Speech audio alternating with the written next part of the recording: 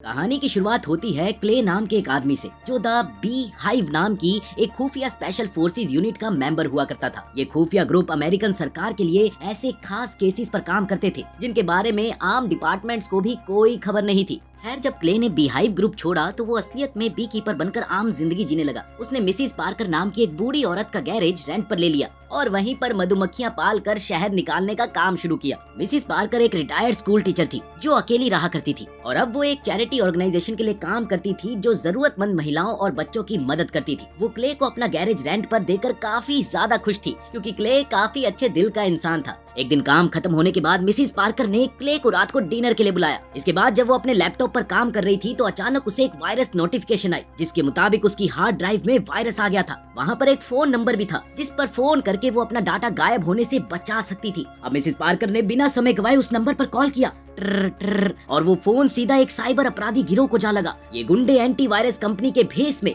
भोले भाले लोगों का पूरा बैंक अकाउंट खाली कर देते थे। अब जैसे ही मिसिस पार्कर ने फोन किया तो हैकर्स की टीम ने उनका कंप्यूटर हैक कर लिया और अब वो आसानी से उनकी सारी बैंक डिटेल्स देख पा रहे थे। वहीं मिसिस पार्कर को वायरस और डाटा गायब होने के बारे में कोई खास जानकारी नहीं थी, इसीलिए वो मैनेजर कार्नेट से इसे ठीक करने के बारे में बात कर रही थी। उसे समझ नहीं आ रहा था कि उसके लैपटॉप पर अपने आप विंडोज कैसे खुल रही थी। खैर, कार्नेट ने उसे समझाया कि ये सब कंपनी के वायरस हटाने के प्रोसीजर में शामिल है। इसके बाद कार्नेट ने मिसिस पार्कर से उनके बैंक अकाउंट की जानकारी मांगी। क्या आप अपने बैंक अकाउंट्स की जानकारी दे सकती हैं? और मिसिस पार्कर ने उसे जानकारी भी दे दी। तो कार्नेट ने कंपनी की तरफ से उसके अकाउंट में $50,000 भेज दिए, जिसे देखकर मिसिस पार्कर काफी ज्यादा हैरान हुई। $50,000! अरे उसे देखकर तो किसी की भी आंखें फटी की फटी रह जाए। लेकिन तभी कार्नेट ने उससे कहा कि उसने गलती से 500 की बजाय $50,000 भेज दिए हैं। अब उसने मिसिस पार्कर को बाकी के पैसे लौटाने के लिए कहा तो उन्होंने बिना ज्यादा सोचे समझे अपना पासवर्ड डालकर बचे हुए पैसे कार्नेट को लौटा दिए। लेकिन ऐसा करते ही कुछ ही पलों में उनका पूरा बैंक अकाउंट खाली हो गया। आखिरकार कार्नेट और उनकी टीम का मिशन कामयाब रहा। 7 करोड़! इधर ये सब देखकर मिसिस पार्कर के पैरों तले की जमीन ही खिसक गई, क्योंकि ना सिर्फ उनकी बचत के पैसे गायब हो गए थे बल्कि उनकी चैरिटी ऑर्गेनाइजेशन का भी सारा पैसा उड़ चुका था। उन्हें समझ नहीं आ रहा था कि अब उन्हें क्या करना चाहिए। वहीं दूसरी ओर क्ले ने मधुमक्खियों का शहद निकालकर एक कांच के जार में रखा ताकि वो इसे मिसिस पार्कर को तोहफे में दे सके। मगर जब रात को वो डिनर के लिए उनके घर पहुंचा तो उसे एहसास हो गया कि जरूर यहाँ कुछ बुरा हुआ है। उसने बड़ी सावधानी बरती, फिर रसोई से एक चाकू उठाया और जैसे ही वो लिविंग रूम में पहुंचा तो उसने एक बहुत ही खतरनाक मंजर देखा। मिसिस पार्कर की मौत हो चुकी थी और उनकी कुर्सी के पास एक बंदूक गिरी हुई थी। उसी पल अचानक वेरोना नाम की एक FBI एजेंट वहाँ पर आ पहुंची और उसने क्ले पर बंदूक तान दी। Hands up! अब वेरोना को शक था कि मिसिस पार्कर की मौत में क्ले का हाथ है और सबसे बड़ी बात तो ये थी कि मिसिस पार्कर वेरोना की माँ थी। अब वेरोना ने बिना समय गवाए पुलिस को बुलाया और मिसिस पार्कर के घर की अच्छी तरह से जांच की। इसके बाद पुलिस वाले क्ले को पूछताछ के लिए पुलिस स्टेशन ले गए। अब इधर वेरोना ने अपनी माँ को खोने के गम के बावजूद भी इस मामले की तह तक जाने की ठान ली थी। अब वो खुद घर की छानबीन कर रही थी तो उसने देखा कि उसकी माँ का सारा बैंक अकाउंट खाली हो चुका है और वेरोना समझ गई थी कि उसकी माँ साइबर अपराधियों के चंगुल में फंस गई थी। अब ये बिल्कुल साफ हो गया था कि मिसिस पार्कर की मौत कोई मर्डर नहीं था, क्योंकि वो अपना और चैरिटी का सारा पैसा खोने का दुख नहीं सह सकी। आखिरकार पुलिस ने क्ले को छोड़ दिया और अगले ही दिन जब वो अपने घर पहुंचा तो वेरोना उससे मिलने गई। वो उस पर अपनी माँ की मौत का जिम्मेदार होने का इल्जाम लगाने के लिए उससे माफी मांगने के लिए आई थी। फिर उसने क्ले को साइबर अपराधी गिरोह के बारे में बताया जो एंटीवायरस कंपनी के भेस में मासूम लोगों का फायदा उठा रहे थे। वेरोना ने कहा कि ये गैंग कई साल से FBI को चकमा देकर भाग रही है और अब तक FBI के हाथों इनका कोई भी नामो निशान नहीं लगा है। अब जब क्ले को इसके बारे में पता चला तो उसने तुरंत बी कीपर से बात की और उन्हें इस गैंग को पकड़ने का जिम्मा सौंपा। उसने ये ठान लिया था कि वो किसी भी हालत में मिसिस पार्कर को न्याय दिलाकर रहेगा। अब जल्द ही बी कीपर्स अपने काम में जुट गए और इधर उधर से सारी जानकारी इकट्ठा करके इस गिरोह पर रिसर्च करने लगे और फिर कुछ ही समय में उन्होंने कार्नेट की इस फ्रॉड कंपनी की जानकारी निकालकर क्ले को सौंप दी। कुछ ही देर में हम देखते हैं कि क्ले गैसोलीन से भरे 2 कैन्स लेकर कार्नेट की कंपनी UDG के हेडक्वार्टर्स पर जा पहुंचा था। उसने बड़ी आसानी से सिक्योरिटी गार्ड्स को अपने रास्ते से हटाया और सीधा कंट्रोल रूम में जा पहुंचा। वहां उसने कुछ लोगों से पूछताछ की और फिर एक आदमी को बुरी तरह पीटना शुरू कर दिया। थे मुक्के, थे मुक्के, थे मुक्के। आखिरकार उसने सबको चेतावनी दी कि आज के बाद उनमें से कोई भी मिसिस पार्कर की तरह किसी इंसान का पैसा नहीं लूटेगा। अगर उन्होंने ऐसा किया तो उनके लिए ये अच्छा नहीं होगा। अब इसके बाद उसने सबको कमरे से बाहर निकल जाने को कहा और खुद सभी कंप्यूटर्स पर गैसोलीन छिड़कने लगा। फिर उसी पल कार्नेट और उसके गुंडे क्ले पर हमला करने के लिए पहुंचे तो उसने बड़ी ही आसानी से सबको धूल चटा दी। इसके बाद उसने वहाँ एक बॉम्ब लगाया और कार्नेट से कहा कि अगर उसे अपनी जान प्यारी है तो यहाँ से बाहर निकल जाए। कुछ ही पलों में किसी फोन की घंटी बजी ट्रन ट्रन और अचानक वहाँ इतना जबरदस्त धमाका हुआ कि उनका पूरा ऑफिस कुछ ही पलों में राख हो गया। अब सब कुछ तबाह होने के बाद कार्नेट ने तुरंत अपने बॉस डैनफोर्थ को खबर की। उसने कहा कि बी कीपर नाम के एक आदमी ने उनके सिक्योरिटी गार्ड्स को मारा और पूरे हेडक्वार्टर्स में बॉम्ब धमाके करके उसे मिट्टी में मिला दिया। अब ये सुनते ही डैनफोर्थ गुस्से से तिलमिला उठा और उसने कार्नेट को कुछ गुंडे बुलाकर क्ले का काम तमाम करने का हुक्म दिया। वहीं दूसरी ओर वेरोना को भी यूडीजी हेडक्वार्टर्स में धमाके होने की खबर मिली तो ये सुनकर उसे मन ही मन में थोड़ी सी तसल्ली मिली। फिर अगले दिन जब क्ले अपने बी फार्म में काम कर रहा था तो कार्नेट और उसके गुंडों ने क्ले के घर का पता ढूंढ निकाला। अब जैसे ही क्ले अपने फार्म से निकला तो कार्नेट और उसके गुंडों ने क्ले के फार्म के सभी छत्ते बर्बाद कर दिए। इसके बाद उन्होंने क्ले का पीछा किया पर सच तो ये था कि क्ले उनके इरादों के बारे में पहले से ही जानता था और वो उनका मुकाबला करने के लिए बिल्कुल तैयार था। जैसे ही गुंडे क्ले के घर पहुंचे तो उन्होंने क्ले पर अचानक हमला बोल दिया मगर क्ले भी कोई कच्चा खिलाड़ी नहीं था भाई साहब। उसने पूरी ताकत के साथ उनका सामना किया और सभी गुंडों को मौत के घाट उतार दिया। फिर क्ले ने जानबूझकर कार्नेट की जान बख्श दी और सिर्फ उसकी उंगलियां काटकर उसे जिंदा छोड़ दिया। अब मौका मिलते ही कार्नेट तो वहां से दुम दबाकर भाग निकला। इसी दौरान वेरोना यूडीजी के एक आदमी से पूछताछ कर रही थी तो उसे अपनी माँ के घर आग लगने की खबर मिली। वो सब कुछ छोड़कर तुरंत उनके घर पर पहुंची जहां जाकर उसे पता चला कि क्ले के गैरेज को जलाकर राख कर दिया गया था। अब एफबीआई ऑफिसर को वहां मिली लाशों में से एक यूडीजी कंपनी का आईडी कार्ड मिला। ये देखते ही वेरोना समझ गई कि यूडीजी कंपनी के केस में क्ले का ही हाथ था। वहीं दूसरी ओर जब कार्नेट अपनी जान बचाकर भागा तो उसने तुरंत डैनफोर्थ को खबर की कि वो क्ले को मारने में नाकामयाब रहे और क्ले ने बड़ी बेरहमी से उसकी उंगलियां काट डाली। अब ये सुनते ही डैनफोर्थ गुस्से से आग बबूला हो उठा।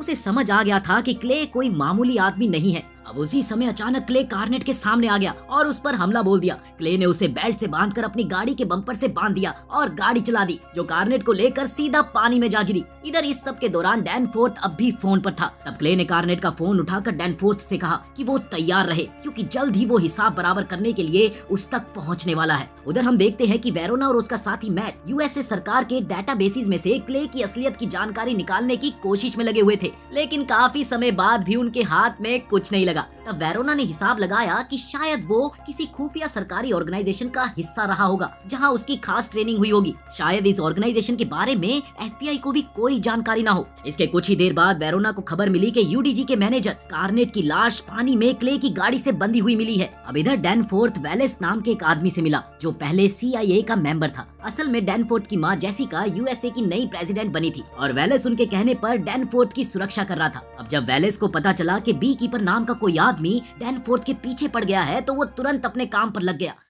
उसने CIA डायरेक्टर जेनेट को फोन करके क्ले के बारे में जानकारी निकालने का जिम्मा सौंपा। तब जेनेट ने उसे बताया कि क्ले बी कीपर्स ग्रुप से रिटायर हो चुका है। अब उसी समय वेलेस ने जेनेट को क्ले को जान से मारने का हुक्म दे दिया। फिर इसके बाद जेनेट ने बी कीपर्स ग्रुप से बातचीत की और एना नाम की लड़की को क्ले का काम तमाम करने की जिम्मेदारी सौंपी। बाद में जब क्ले एक गैस स्टेशन पर गैस भर रहा था तो अचानक एना ने वहां जाकर उस पर ताबड़तोड़ गोलियां बरसा दी पर क्ले ने भी उसका डटकर सामना किया। आखिरकार उसने एना की भी उंगलियां काट कर उसे जिंदा जला दिया और इसी वजह से पूरे गैस स्टेशन में जबरदस्त धमाका हो गया। अब और ऑफिसर्स की जान ना जाए इसलिए बी कीपर्स ने CIA को संदेश भेजा कि अब वो क्ले का पीछा नहीं करेंगे। वहीं जेनेट ने ये संदेश वेलेस को भेजा जिसका मतलब ये था कि CIA और बी कीपर्स दोनों क्ले के मामले से दूर रहेंगे। ये सुनने के बाद वेलेस के पास कोई चारा नहीं था, इसीलिए उसने ये मामला अपने हाथों में लेने का फैसला किया। उसने स्पेशल फोर्सेस के मेंबर्स की एक टीम बनाई और उन्हें बी कीपर्स ऑर्गेनाइजेशन के बारे में बताया। उसने कहा कि क्ले एक मनचला एजेंट है जिसकी हरकतों की वजह से आम लोगों की जान को बहुत खतरा है और इसी वजह से उन्हें किसी भी हाल में क्ले को जान से मारना होगा। खैर फिर अगले दिन वेरोना और मैट तबाह हो चुके गैस स्टेशन पर पहुंचे तो उन्हें एना की जली हुई लाश मिली।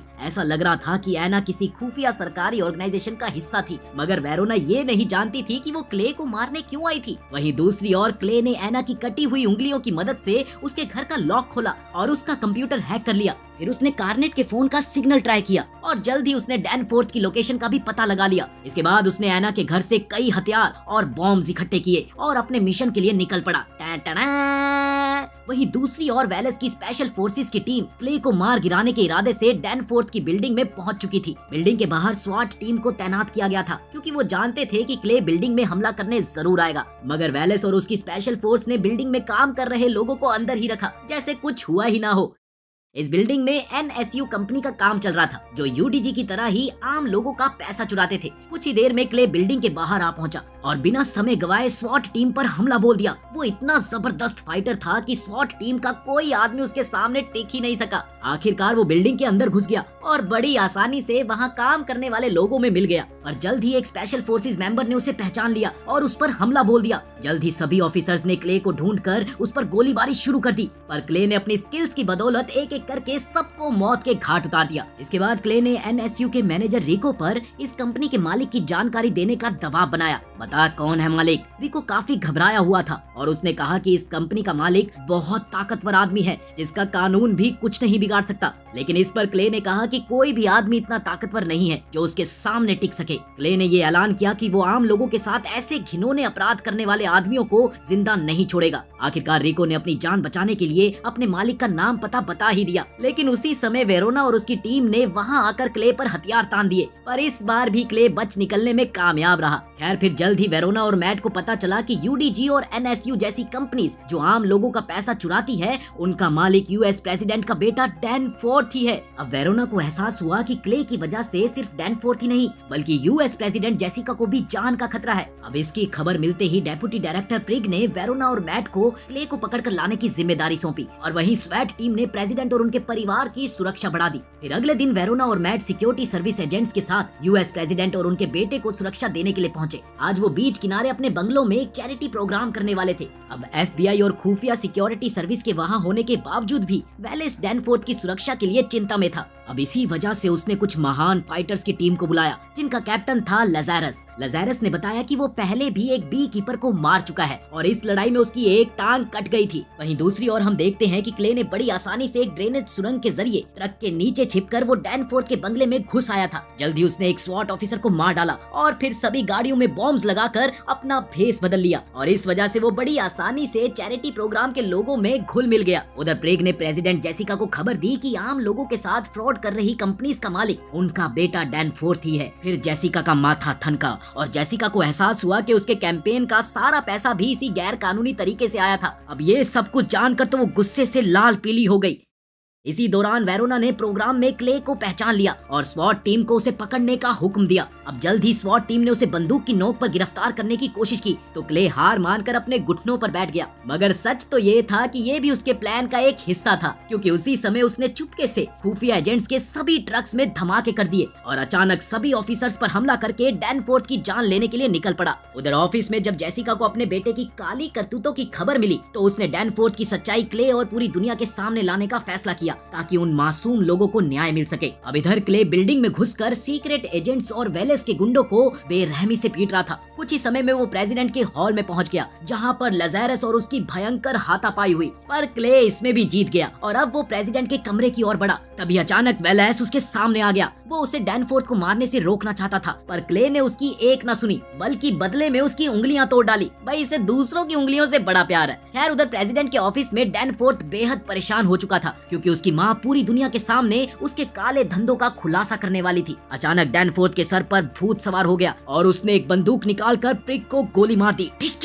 फिर उसी समय क्ले ने कमरे के दरवाजे को बॉम्ब से उड़ा दिया और अंदर घुस आया। तभी वेरोना और बाकी FBI एजेंट्स भी उसके पीछे बंदूक लेकर आ पहुंचे। अब डैनफोर्थ बुरी तरह से घबरा गया था, इसीलिए उसने अपने फायदे के लिए अपनी माँ जेसिका को ही बंदी बना लिया। अपनी माँ को ही बंदी बना लिया, कैसा बेटा है यार ये। वेरोना ने क्ले से कहा कि वो जेसिका और डैनफोर्थ को नुकसान पहुंचाने की गलती ना करे। अब इधर डैनफोर्थ अपनी जान बचाने के चक्कर में अपनी माँ की जान लेने को तैयार हो गया था। अब इस मुश्किल घड़ी में क्ले ने वेरोना से पूछा कि तुम्हारे लिए कानून ज्यादा जरूरी है या निर्दोष लोगों को न्याय मिलना। फिर उसने बिना समय गवाए डैनफोर्थ को गोली मारकर जेसिका की जान बचाई और खुद एक खिड़की तोड़कर वहाँ से फरार हो गया। इस खिड़की से वेरोना गोली चलाकर क्ले का काम तमाम कर सकती थी पर उसने खुद को रोक लिया। सच तो ये था कि उसने कानून से ऊपर अपनी माँ और बाकी मासूमों के न्याय को रखा। आखिरकार क्ले का मिशन अब पूरा हो चुका था, इसलिए उसने स्कूबा गियर पहना जो उसने पहले ही बीच पर छिपा दिया था और फिर समंदर में कूदकर वहाँ से फरार हो गया। इसके साथ ही कहानी यहीं पर खत्म होती है।